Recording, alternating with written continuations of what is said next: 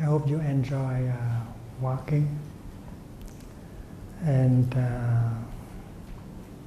when we walk together, we should not go too slowly.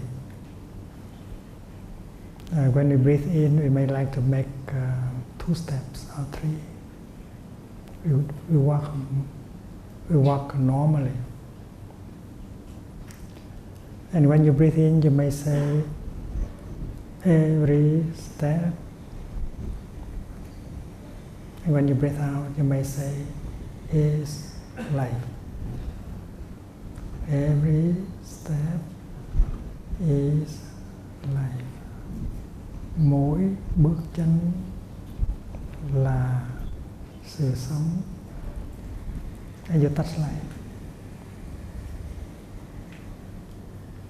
And when you feel that you are successful in touching life and the wonders, you change the words. Every step is a miracle. Every step is a miracle. Mỗi bước chân là phép lạ. And you touch the miracles of walking on earth. You are a disciple of a Zen master whose name is Linji. And he said that the miracle is not to walk on thin air, but to walk on earth. The miracle is walking on earth, địa hành thần thông. And we enjoy performing a miracle while walking. It's so wonderful to be alive and to be walking on this planet. Every step is a miracle. So we should enjoy every step. And not only when we walk together that we practice like that, but when we are alone, we also apply this art of walking. Every step should be a miracle. And mindfulness make it possible that every step help us to touch the wonders of life. Every step become a miracle. We are performing miracles at every time, every moment. And then we move to the 3rd sentence. Every step is healing. Every step is healing. Mỗi bước chân là trị liệu. And you feel the healing taking place. This is not auto-suggestion. This is the real feeling that if you walk relaxingly, peacefully like that, healing is every step.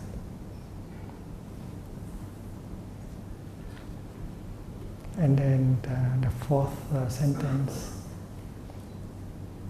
Every step is freedom. Every step is freedom. We walk like a Buddha. We are free from our afflictions, our fear, our anger. Because we are in the kingdom of God. We are in the pure land of the Buddha to enjoy every step. The French writer André Gide, he said that God is happiness.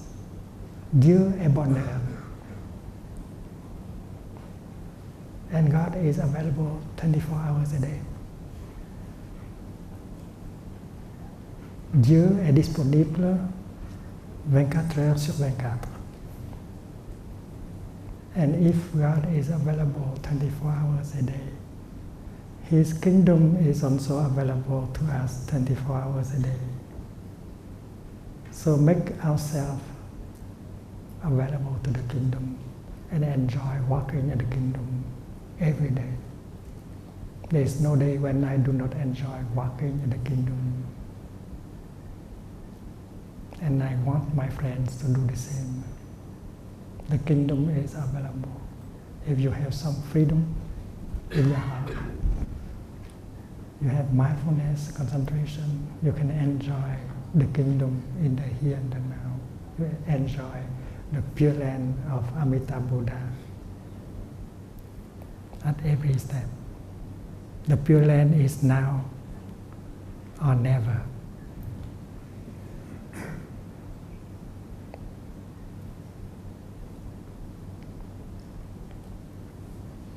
So when we work together as a group, as a Sangha, there will be no distance between, no big distance between us.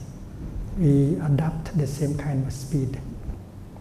So we go like a river, and that emanate a powerful energy that will penetrate in every one of us.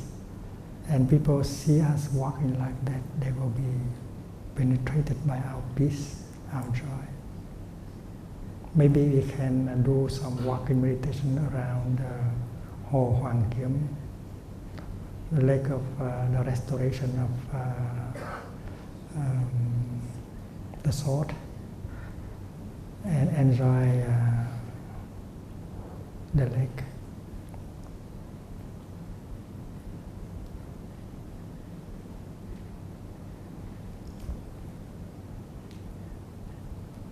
In Buddhism, we learn of elements, factors of enlightenment. Buddhism is about enlightenment. Mindfulness is already enlightenment.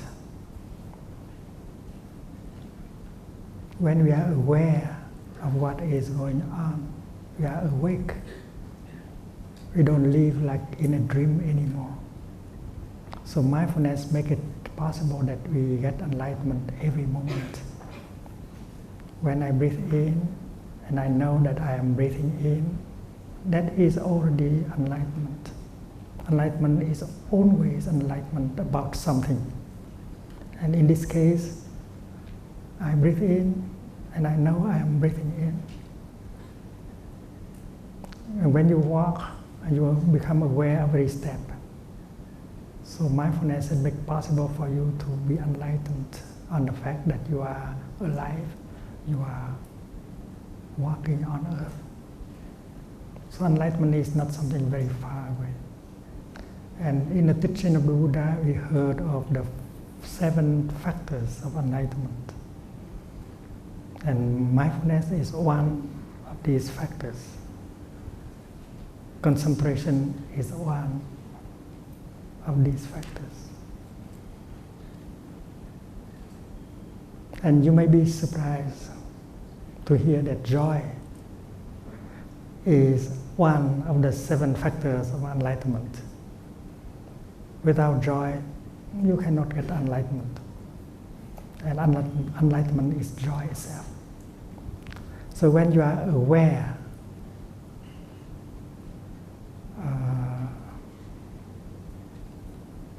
of your breath, your step, you are enlightened, you are awake, and you enjoy yourself, you enjoy your time of being there on earth, you enjoy your steps, you enjoy your breath, you enjoy the pure land of the Buddha, you enjoy the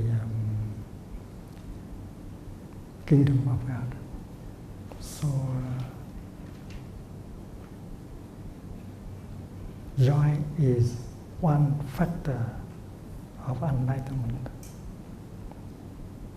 The practice of Buddhism should include joy.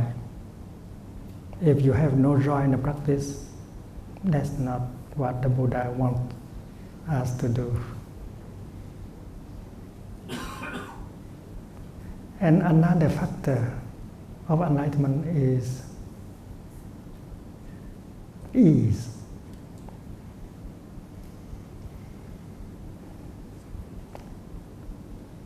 Light,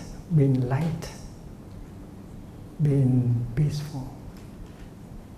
If you don't have the lightness in yourself, if you don't have peace in yourself, there is no enlightenment. Passaddhi, Passaddhi is the term in Pali, and it translated as Khinh An in Vietnamese.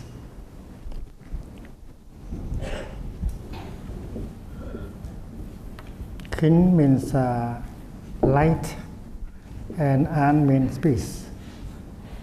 And it is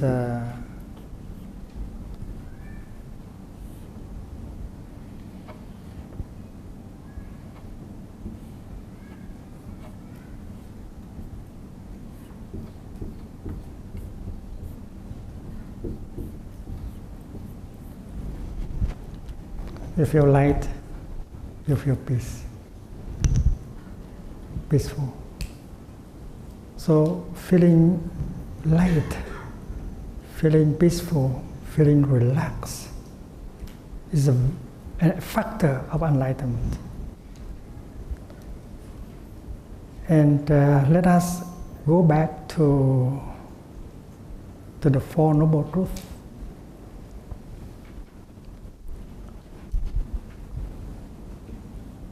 The first truth is ill-bieng. And yesterday we have agreed with each other that the first aspect of ill-being that we feel is the tension, the stress, the heaviness in our body, in our mind, right? So tension,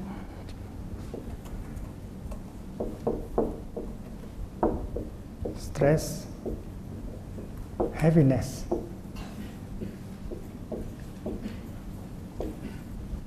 In our body and in our mind. That's part of ill-being.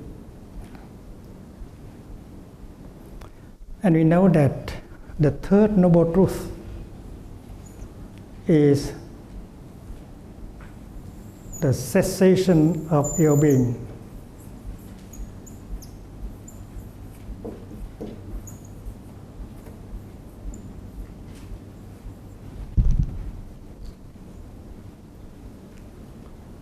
The cessation of ill-being means the presence of well-being, like the absence of darkness means the presence of light, right?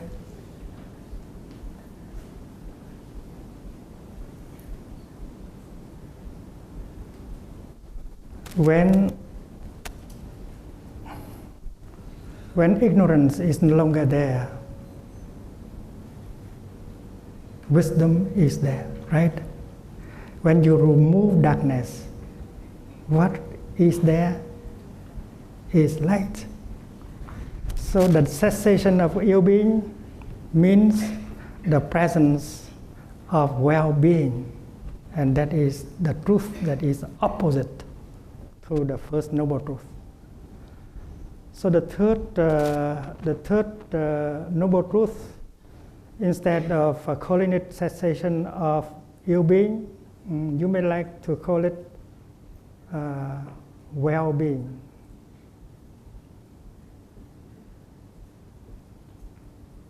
And I think Dharma teacher of our time should use the word well-being to make it more positive.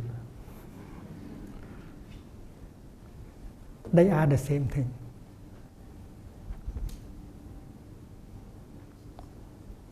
So the teaching of the Buddha confirms the truth that well-being is possible. Because there is ill-being, that is why well-being is possible. And if ill-being is described first in terms of attention, stress, and heaviness, well-being first is described in terms of lightness and peace, relaxation, la détente.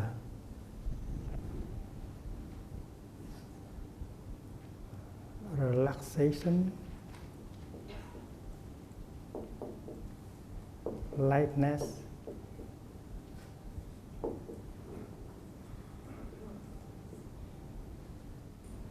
peace. And with your body, with your breath, with your feet, and with your mindfulness, you can reduce the stress, you can reduce the tension, and you bring about the relaxation, the lightness, the peace. So the Four Noble Truths can be spoken in very concrete terms.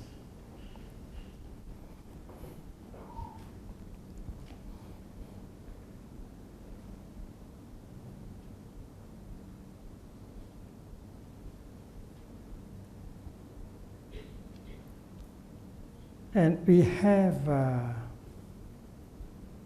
ways, we have the methods of practice so that we can reduce tension, stress, and heaviness. And that should be seen in the Fourth Noble Truth, the path.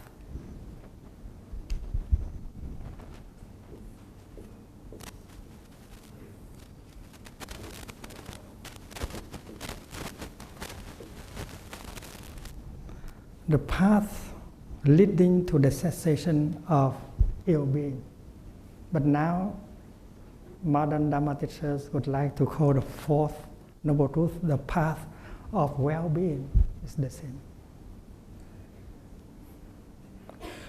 The cessation of ill-being means the beginning of well-being. It's so simple. The Buddha always reminds us of that. When he speaks of ignorance, avidya,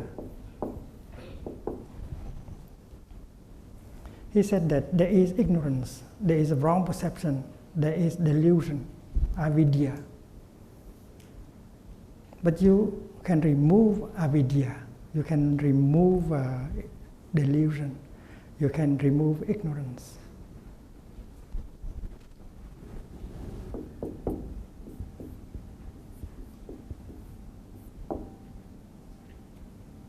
The destruction of ignorance, the extinction of ignorance, bring about the birth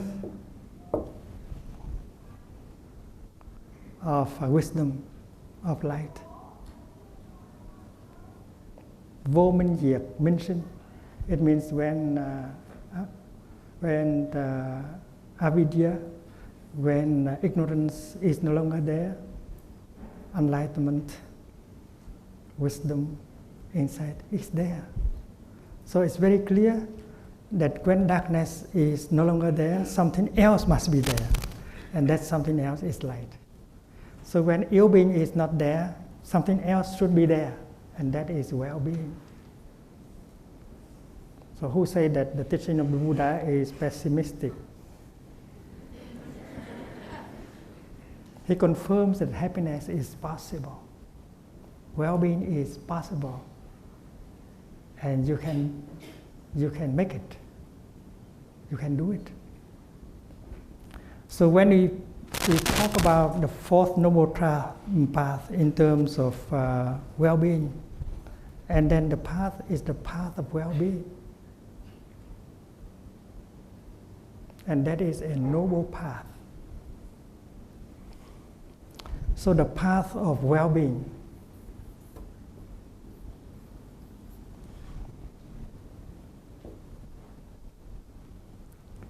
The Buddha proposed exercises that can reduce the tension, that can release the tension, that can bring lightness and peace into our body and our mind. And that is included in the path.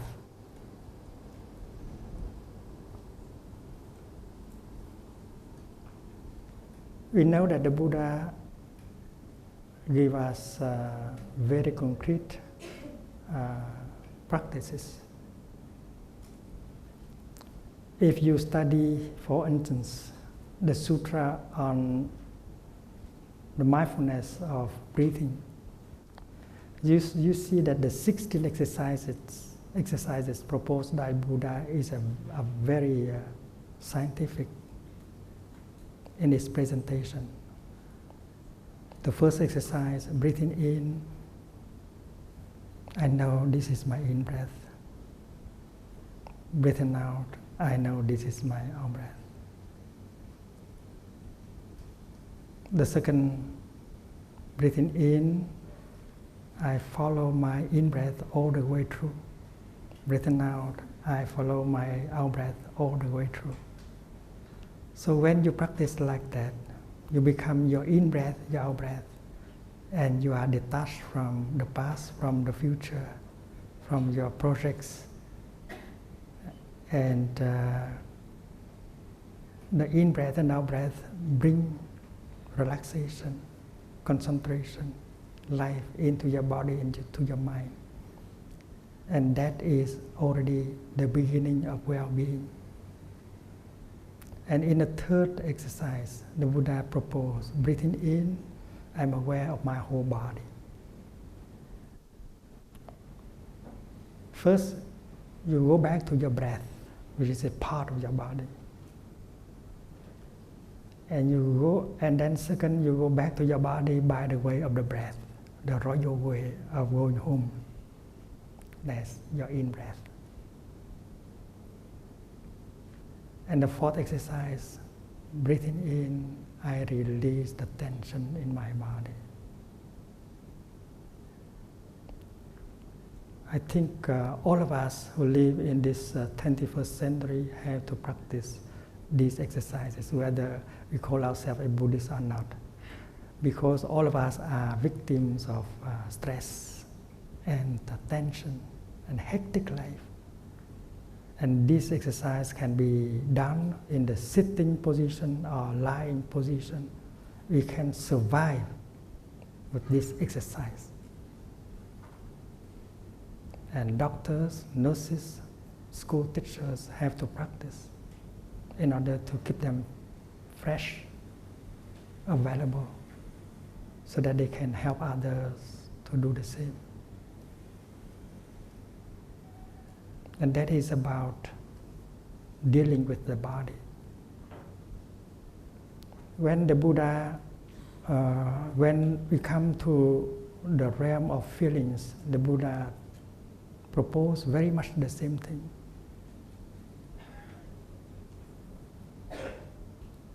And the seventh exercise, breathing in, I'm aware of the feeling in me, the painful feeling in me, or the painful emotion in me, like fear, anger. Mindfulness is used in order to recognize and embrace that painful emotion or feelings. We have to take care of ourselves. We have to take care of our feelings and emotions.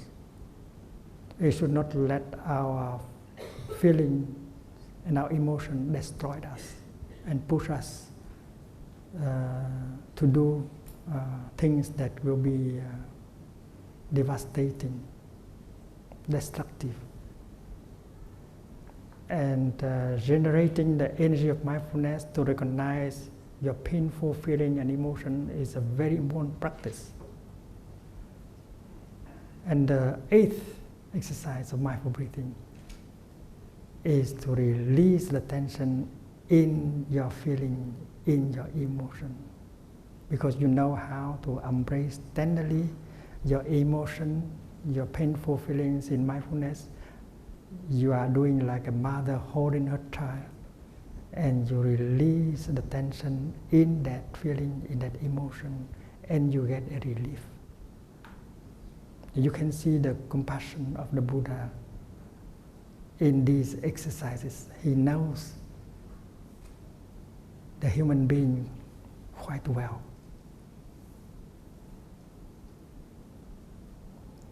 And his teaching, dated from 2,600 years ago, are still very relevant to our time, even more relevant to our time.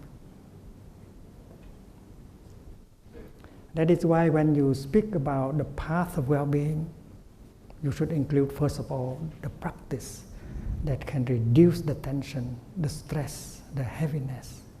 And this is our daily practice. If parents and teachers practice, and then they will be able to help their children practice. And if you are the minister of education, I suggest that you bring that kind of training and learning into the school, into school. Elementary school already, we have to teach the children how to do it, how to relax. And you can imagine the teacher leading, the school teacher leading a session of total relaxation to their children. It's very beautiful.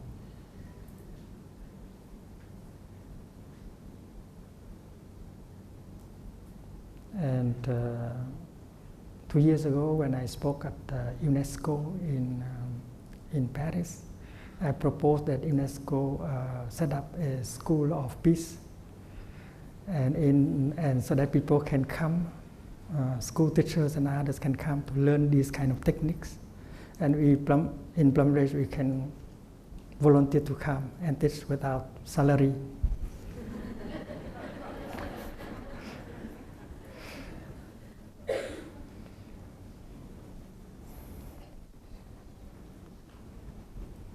So when we look at the first noble truth, ill-being, we recognize aspects, different aspects of ill-beings. And then we wish that we can stop ill-being in order to start well-being. And since we look deeply into the first noble truth, ill-being, we discover the second noble truth, which is the making of ill-being. The making of ill-being, or the path leading to ill-being.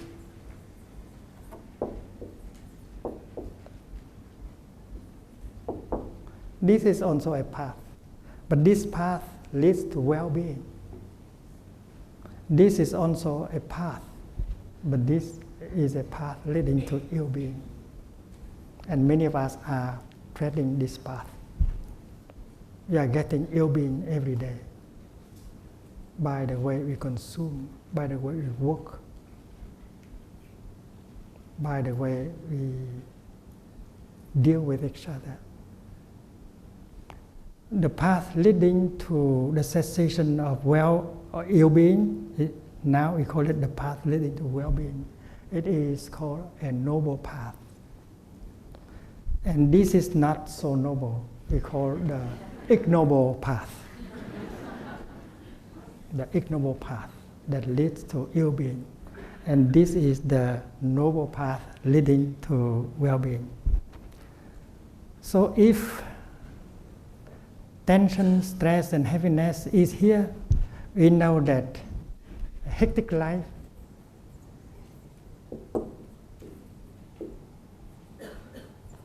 deadline, and so on, are at the roots of this kind of ill-being. So we discover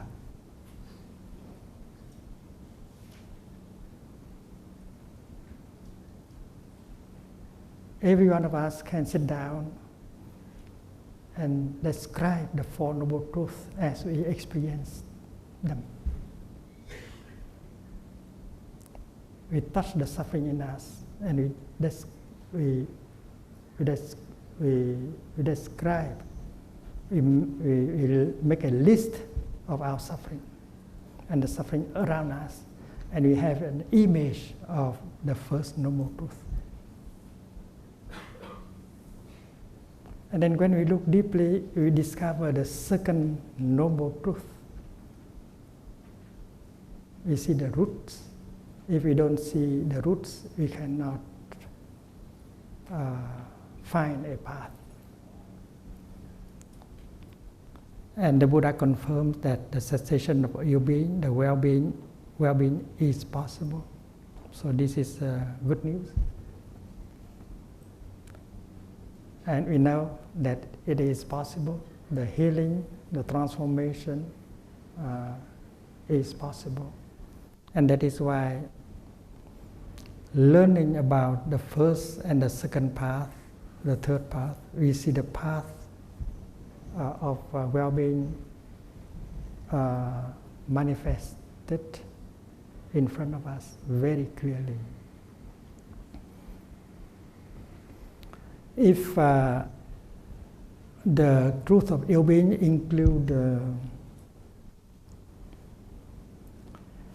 include conflict, war, anger, hate,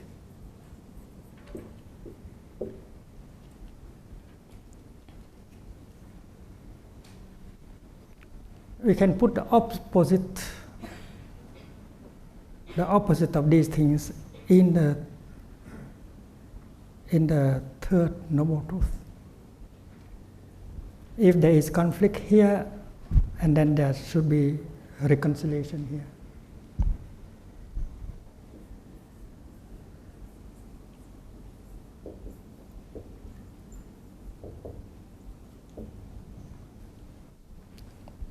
If there is anger here, there should be compassion here.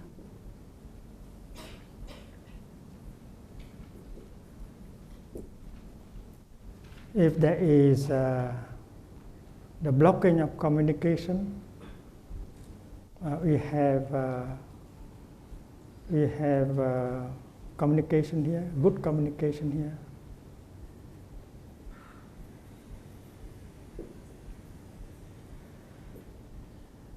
When there is good communication, we can help each other remove wrong perceptions. Wrong perceptions is woman, is ignorance, is delusion.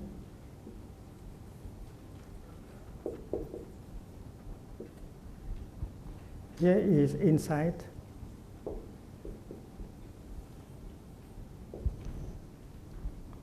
And we can see that in the path, we have the practice of listening deeply with compassion in order to understand, and using loving speech in order to restore communication, and that is part of the path. The path cannot be detached from the other truth.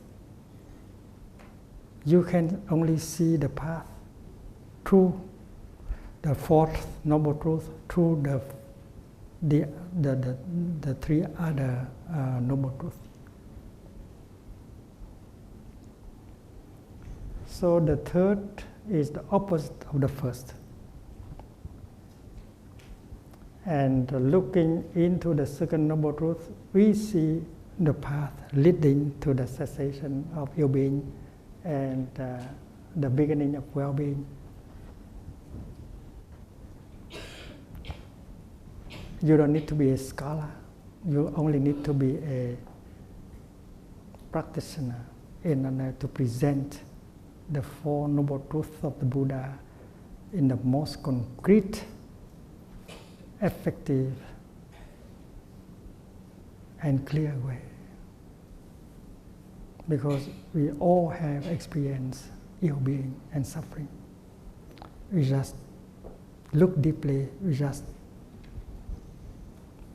mention all aspects about ill-being. And then if we look deeply into these sources of ill-being, we discover the second noble truth. And then the path begins to appear very, very clearly. We can come together as a group of 5 or 10. And we can share about the truth of ill-being. And one person will write down the aspects of ill-being on a sheet of paper. Because we are using our practice of looking deeply, collectively, in order to see things. 12 people, 20 people sitting together, using concentration, mindfulness, and looking in order to discover the truth of ill-being. And one person will write it down. And then we come to the second truth, the truth of the making of ill-being. We must have lived in such a way that this ill-being has come to us.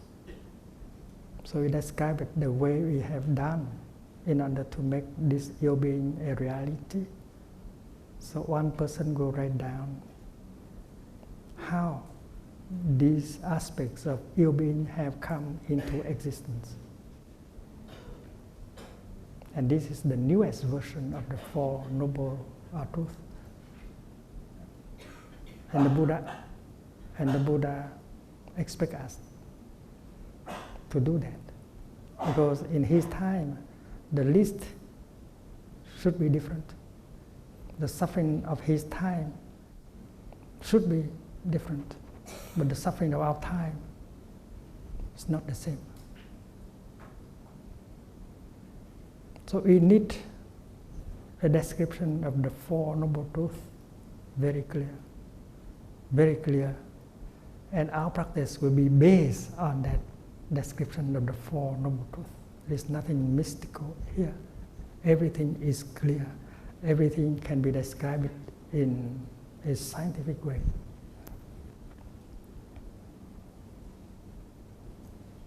And when you have come up with a beautiful description of the Four Noble Truths, please share with us. And we'll combine all the best kind of sharing in order to make a Dharma book for the new generation of practitioners. The Sangha should do it. We have to help the Buddha. You are the continuation of the Buddha. You should help the Buddha. You should present the teaching of Buddhism in such a way that will be relevant to our time, to the younger generation. And we should use our intelligence, our wisdom, our art in order to do so.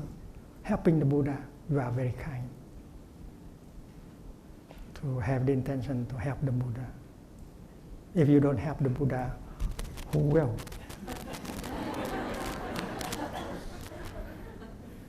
I'd like to go back a little bit on the history of engaged Buddhism. In the 50s, I began to write because people need to have kind of orientation so that they can overcome their confusion. One day I wrote about the relationship between religious belief and the way we organize our society. I based on Auguste Comte and described the history of the evolution of our society